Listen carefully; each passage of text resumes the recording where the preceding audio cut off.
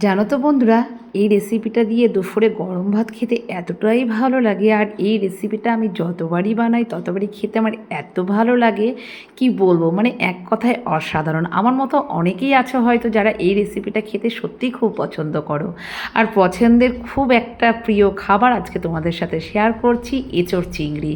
আর এঁচোড় চিংড়ি খেতে আমি এতটাই ভালোবাসি বন্ধুরা, কি বলবো, এক কথায় অসাধারণ লাগে আমার খেতে।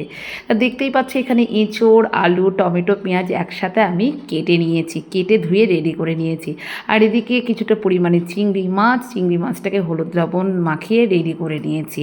এইবার এঁচোড়টা যেহেতু একটু বড় সাইজের ছিল আর একটু বেঁচো হয়ে গেছে, সেই জন্য এঁচোড়টাকে একটু তোমার প্রেশার কুকারে সিটি দিয়ে নেবো।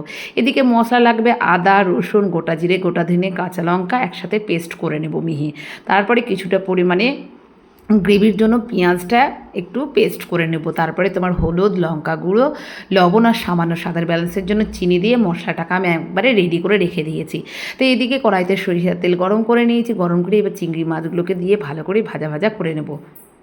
চিংড়ি মাছ ভাজা হয়ে গেলে ওই তেলের মধ্যেই তোমার হলুদ লবণ দিয়ে আলুটাকে ভেজে তুলে রাখবো। এইবার কিছুটা গরম মশলা দিয়ে তেলটাকে গরম করে নিয়ে কুচিয়ে রাখা পেঁয়াজটাকে দিয়ে ভালো করে লাল লাল করে ভেজে নিয়ে পেস্ট করে রাখা মশলাটাকে দিয়ে আর কুচনো টমেটোটাকে দিয়ে ভালো করে মশলাটাকে মাংসের মতো মানে কষিয়ে নিতে হবে। অনেকে থেকে গাছ পাঠা বলে আমরা জানি।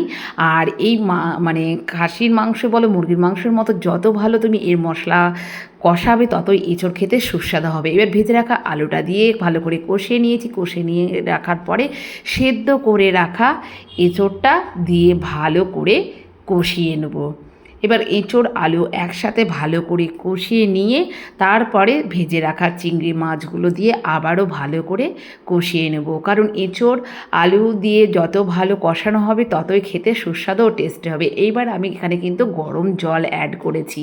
আর দেখতেই পাচ্ছ কতটা লোভনীয় কালারটা এসেছে। আর সাথে তোমার ঘি আর গরম মশলা দিলেই আমার এঁচোড় চিংড়ি রেডি। শুধু দুপুরে গরম ভাতের সাথে এই গরম গরম এঁচোড় চিংড়ি খেতে দুর্দান্ত লেগেছে বন্ধুরা, এক কথায় অসাধারণ। পারলে তোমরাও এইভাবে বাড়িতে একবার বানিয়ে খেয়ে দেখো, দুর্দান্ত লাগবে। টাটা বন্ধুরা।